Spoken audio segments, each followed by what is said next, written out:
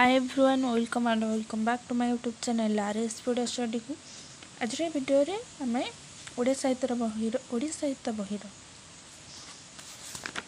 ओडिया भाषा डिस्कसन करिया पूर्व आम बहर बहुत गुड़े सिलेबस डिस्कसन करें जमती कि सारल साहित्य आधुनिक ओडिया साहित्य नवजागरण बहुत गुड़े सिलेबस स्वाधीनता परवर्ती ओडिया साहित्य स्वाधीनता परवर्ती ओडिया नाटक उपन्यास यहपरी बहुत गुड़े सिलेबस कवर करें जो मैंने वीडियो देखी ना मुझे डिस्क्रिप्शन में लिंक देदेवी आपने देखिपारे।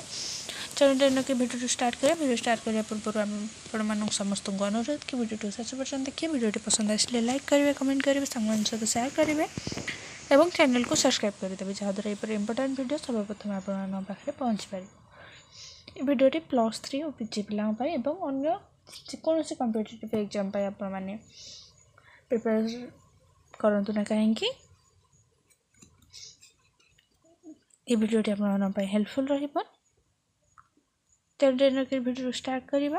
पूर्व आम ओडिया भाषा सृष्टि और विकास 6टी क्वेश्चन डिस्कसन करते यार 7 नंबर क्वेश्चन ठार आज डिस्कसन करवा। 7 नंबर क्वेश्चन हॉलिडे और क्रोचे भाषा संपर्क में कौन कहते। उत्तर हॉलिडे मतरे language can be thought of as organised noise used in situations actual social situations और in other words contextualised systemic sound. अर्थात भाषा होउछि सामाजिक परिस्थिति अनुसार स्पष्ट और संगठित ध्वनि समूह। सेहीपरि भाषा संपर्क में क्रोचेंग मत होउछि language is articulated limited sound organised for the purpose of expression. 8 number question L.H. Gray भाषा संपर्क में कौन कहते।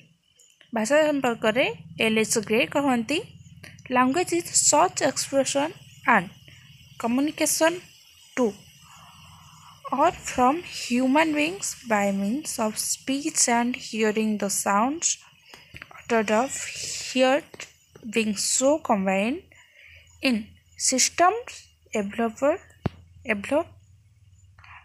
conventionalized and recognized by common use at any given period in the history of human race within a given community or within given communities, that they are mutually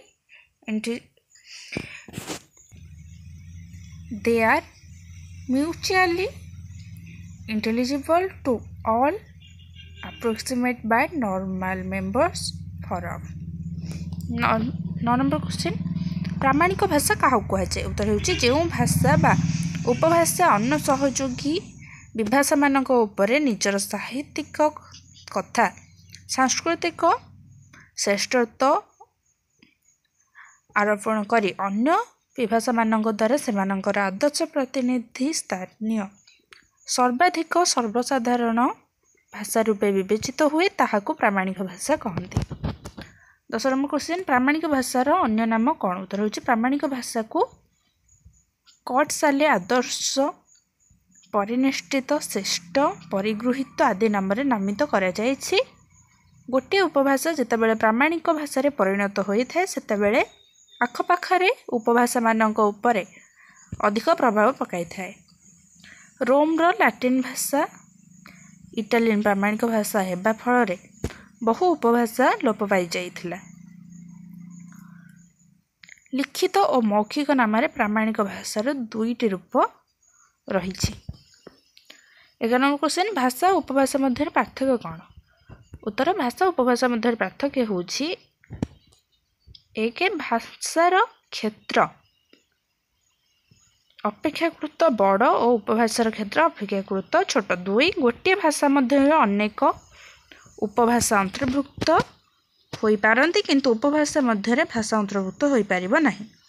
3 उपभाषा भाषा ठारू सृष्टि तेणु भाषा जननी हेले उपभाषा होउछि तार कन्या। 4 प्रामाणिक भाषार साहाय्य आर भिन्न भिन्न उपभाषा मानक मध्य संपर्क निर्णय करी हुए अर्थात सेमानंको बुझी हुए किंतु भिन्न भिन्न भाषा मध्य एहीपरि संपर्क निर्णय कष्टसाध्य व्यापार।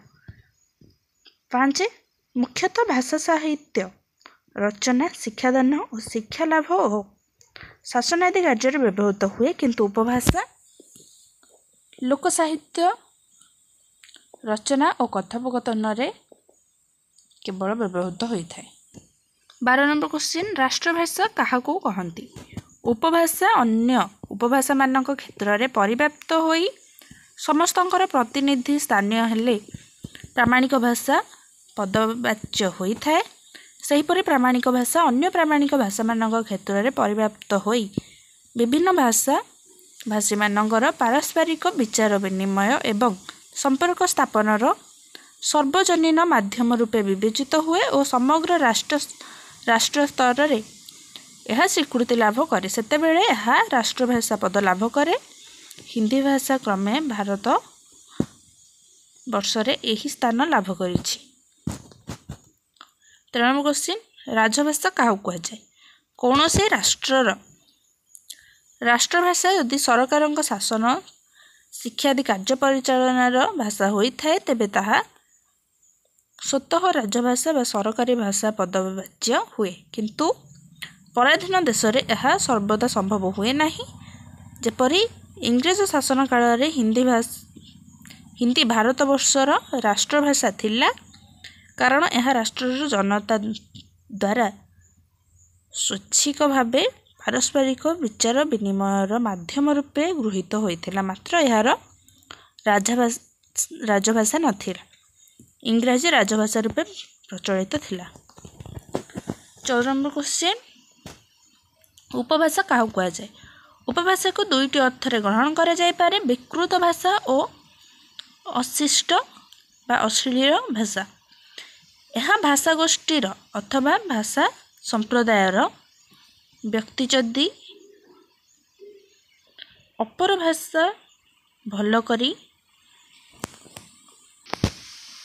न शिखी उच्चारण करे बा पद प्रयोग करे तेबे तहिरे विकृति और भ्रम प्रमाद आसी थाए।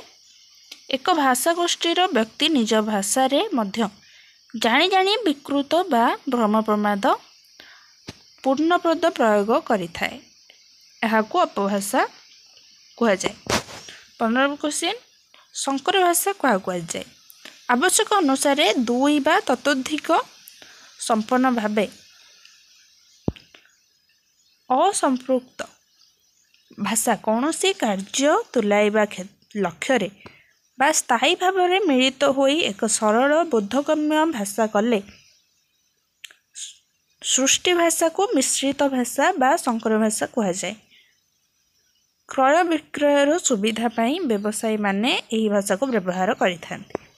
16 नंबर क्वेश्चन, वैषयिक भाषा बा विशिष्ट भाषा कौन? मनुष्य सामाजिक प्राणी होइथिबारु तार कार्य बा व्यावसायिक भाषा रे केतेक स्वतंत्र परिलक्षित हुए। व्यवसाय बा चाकरी दृष्टि समाज रे कृषक कमार कुंभार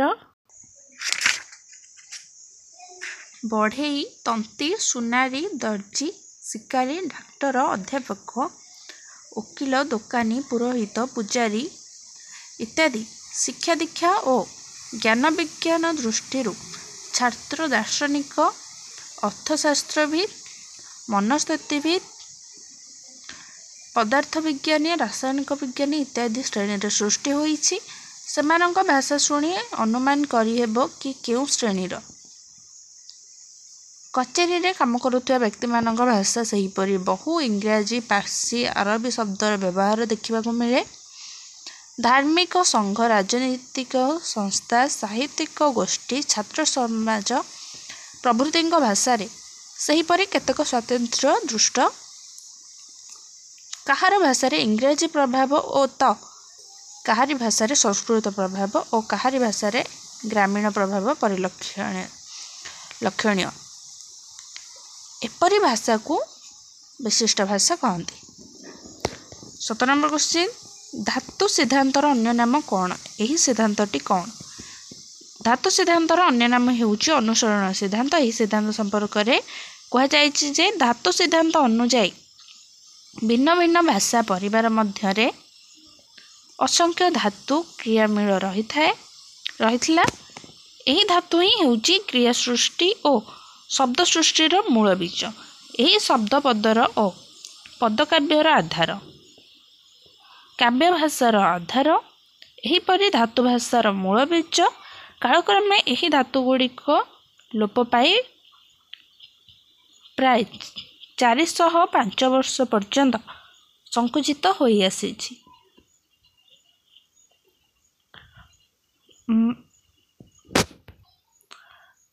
मार्क्स मुलर धातुर अनुसरण सृष्टि बोली भाविथिले।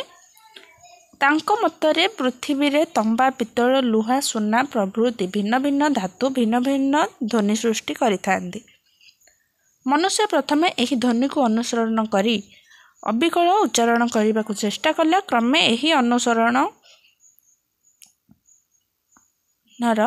अनुकरण को भिन्न भिन्न क्रियामूल और धातु को धातु मेटाल सृष्टि है।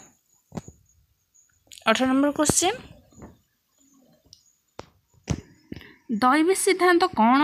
यह भाषा उत्पत्ति रे केउं भूमिका ग्रहण करिछि? उत्तर, दैवी संपत्ति सिद्धांत हेउछि भाषार संपत्ति संपर्कर प्राचीनतम सिद्धांत। बहु देश रे सही देशर धार्मिक धारणा अनुसार एक एक दैवी सिद्धांत आविष्कृत होइछि। तेबे स्थूलत दैवी सिद्धांत कहिले यह बुझाए जे पृथ्वीर सबु पदार्थ परी भाषा मध्य भगवान द्वारा सृष्टि। भगवान मानव को सृष्टि करने संगे संगे तार भाषा को मध्य सृष्टि करिसेंती। जन्मग्रहण करने मात्रे मानव जेपरी श्वास प्रश्वास और रक्त संचालन प्रभृति शक्तिर अधिकारी हुए। भारतीय परंपरा रे वेदा भाषा संस्कृत अपृषय बा देवभाषा। औपमन्यु, औदुम्बरायण,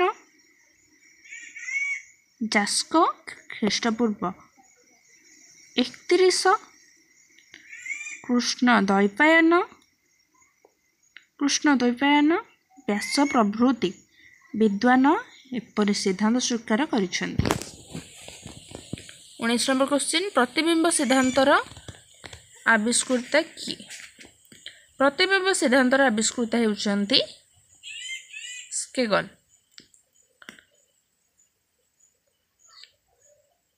स्लेगल प्रतिबिंब सिद्धांतर कौन कहिछंती? स्लेगल मतरे एपरि कौनसी कलात्मक कार्य नहीं जहा केवल लेखा बा रंग द्वारा संभव होइजिब। जे पर्यंत कलाकार मस्तिष्क भितर गोटे विश्वर पूर्ण प्रतिबिंब जन्म न होइछि से पर्यंत कौनसी कलात्मक कार्य सृष्टि लाभ करिपारिब नाही। सेहीपरि केतेटा भग्न, असंलग्न, अस्पष्ट ध्वनि को संजोग करदेले भाषार सृष्टि होई पारिब नाही। जे पर्यंत भावर मूल स्वरूप पूर्ण प्रतिबिंब मनुष्यर मस्तिष्क चित्रित न होइछि, कलाकार तार मस्तिष्क भितर उद्भूत प्रतिबिंब को रेखारे बा रंगरे जेपरि रूप देवा पाई व्याकुल हुए भावरे आविष्ट मनीष मन भितर उद्भूत भाव प्रतिबिंब को ध्वनि रे प्रकाश करने पाई सेहीपरि उद्भूत भाव प्रतिबिंब को ध्वनि रे प्रकाश करने पाई सेहीपरि व्याकुल हुए। एही व्याकुलतार ध्वनिर सृष्टि, ध्वनिरु भाषार सृष्टि होइछि। 21 नंबर क्वेश्चन, कहा द्वारा स्वीकृत आंचलिक भाषा मानक मध्यरु ओडिया भाषा अन्यतम? भारतर संविधान द्वारा स्वीकृत आंचलिक भाषा मानक मध्यरु ओडिया भाषा अन्यतम।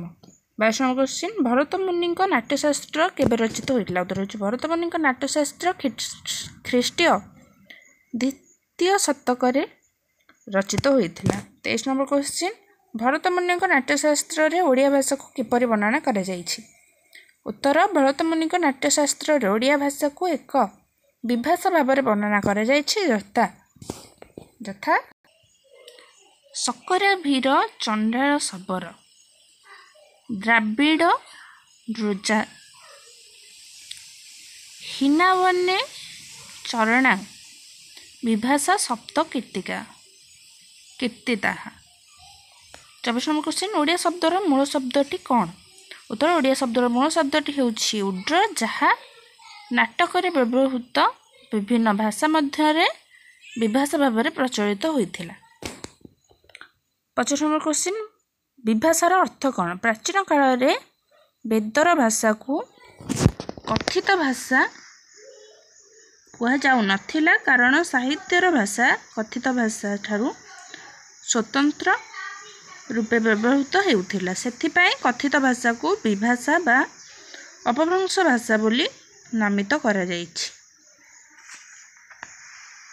26 नंबर क्वेश्चन ओडिया भाषार मूल उत्स कौन? ओडिया भाषार उत्पत्ति और विकास प्रसंग रे भाषाविद माने यार मूल उत्स भारतीय आर्य भाषा बा संस्कृत बोली निरूपण करिछन। 27 नंबर क्वेश्चन मूल इंडो यूरोपीय भाषा परिवार मध्यरु भारतीय आर्य भाषा क्यों क्यों प्रधान 3 गोटी स्तर दे गति करिथिला?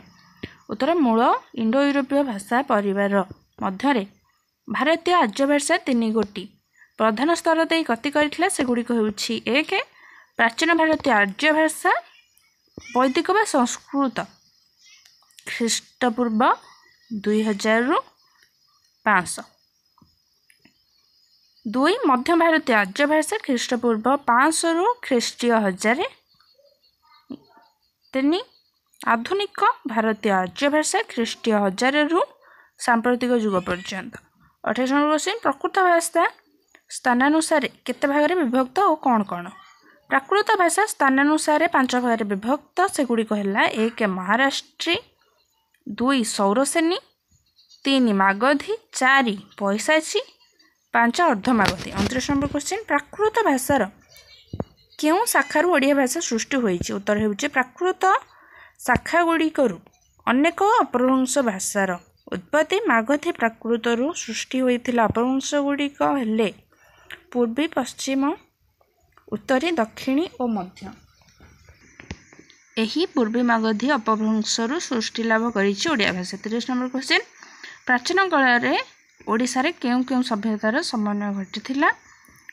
भाषाविद माने मत दियंती जे बहु प्राचीन कालरू ओडिशा रे द्राविड़ और आदिवासी भाषार समन्वय घटिथिला। 31 नंबर क्वेश्चन ओड्री विभाषा केउं केउं भाषा गोष्ठीर समन्वय?